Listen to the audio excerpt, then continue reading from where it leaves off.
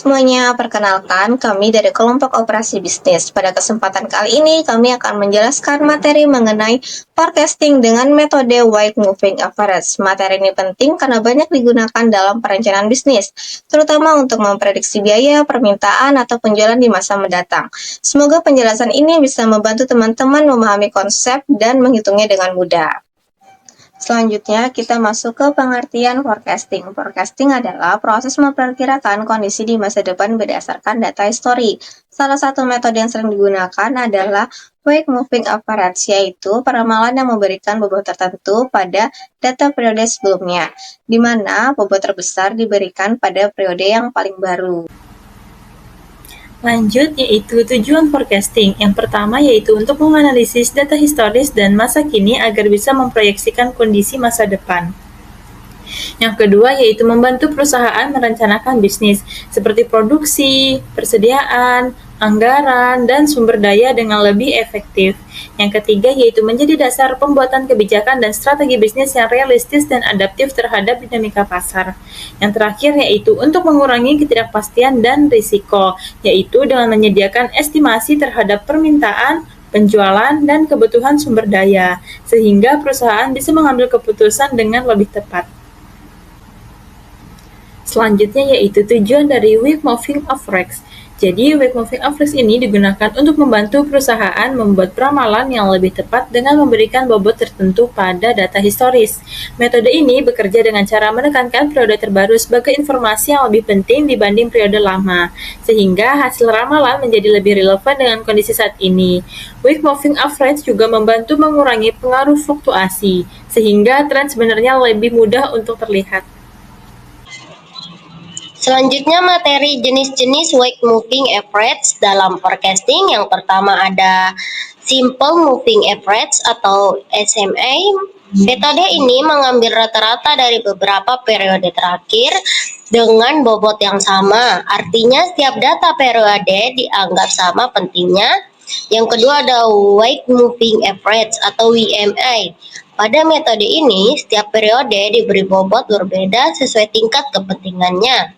Periode terbaru biasanya diberi bobot lebih besar. Metode inilah yang akan kita gunakan pada contoh soal. Yang ketiga ada Exponential Moving Average atau EMA. EMA memberikan bobot yang semakin besar kepada data yang lebih baru, tetapi bobotnya menurun secara eksponensial. Cocok digunakan ketika data berubah cepat dan membutuhkan respon lebih peka. Selanjutnya kita ke contoh soal Wide Moving Average.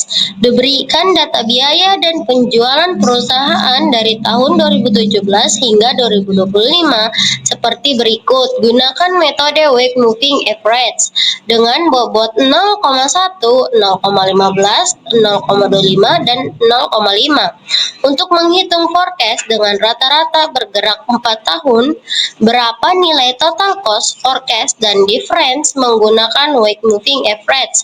Gunakan data tahun 2017 sampai 2025 sebagai dasar perhitungan tahun. Gunakan langkah berikut. Yang pertama, kalikan total cost aktual 4 periode sebelumnya dengan bobot yang sudah ditentukan. Yang kedua, jumlahkan seluruh hasil perkalian tersebut. Yang ketiga, hasilnya adalah nilai forecast tahun tersebut.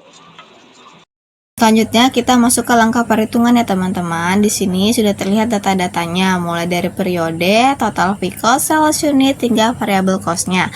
Nah, di sini kita akan mencari total cost-nya teman-teman. Jadi, cara mencarinya dengan cara total fixed cost-nya kita tambahkan dengan sales unit. Kemudian sales unitnya kita kalikan dengan variable cost-nya. Nah, di sini hasilnya udah mulai kelihatan ya teman-teman. Jika kalian menggunakan laptop, kalian bisa menarik kursornya ke bawah hingga hasilnya kelihatan. Jika kalian menghitung secara manual, kalian bisa mengulang dengan cara yang sama. Sekarang kita masuk ke bagian paling penting, yaitu menghitung nilai forecast. Karena kita menggunakan teknik Wide Moving Average 4 tahun, berarti setiap forecast kita hitung menggunakan 4 data tahun sebelumnya. Yang pertama, kita tentukan dulu tahun pertama yang bisa dihitung. Kita tidak bisa langsung menghitung forecast tahun 2017, 2018, tahun 2019, atau tahun 2020, karena kita belum punya 4 data untuk tahun tersebut. Jadi, perhitungan pertama baru bisa dilakukan pada tahun 2021. Untuk menghitung forecast tahun 2021, kita ambil data tahun 2017, 2018, 2019, dan tahun 2020. Karena tahun 2021 ini membutuhkan data 4 tahun ke belakangnya. Nah, sekarang kita tentukan bobotnya. Di sini saya sudah beri bobot dari angka bobot paling kecil hingga yang paling besar. Data terlama dari 4 tahun itu selalu dapat bobot 0,1, data setelahnya dapat bobot 0,15, data lebih baru dapat bobot 0,25, dan data yang paling baru akan dapat bobot 0,5. Data yang lebih baru dianggap lebih berpengaruh untuk memprediksi, sehingga diberikan bobot yang paling besar. Jadi, perhitungan pertama diambil pada tahun 2021 dengan mengambil data pada tahun 2017, 2018, 2019, dan tahun 2020. Untuk cara perhitungannya, total cost aktual tahun terlama kita kalikan dengan bobotnya.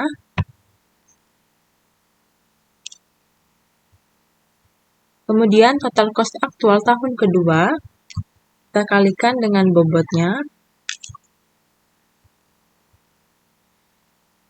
Total cost tahun ketiga kita kalikan dengan bobotnya.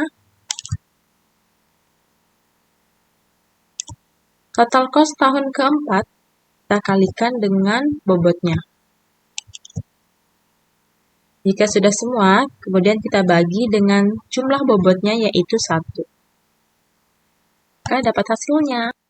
Selanjutnya kita menghitung tahun 2022 dengan mengambil data tahun 2018 hingga tahun 2021. Untuk cara perhitungannya masih sama seperti sebelumnya. Total cost aktual tahun terlamanya yaitu tahun 2018 kita kalikan dengan bobot terlama yaitu 0,1, yaitu bobotnya yang kecil.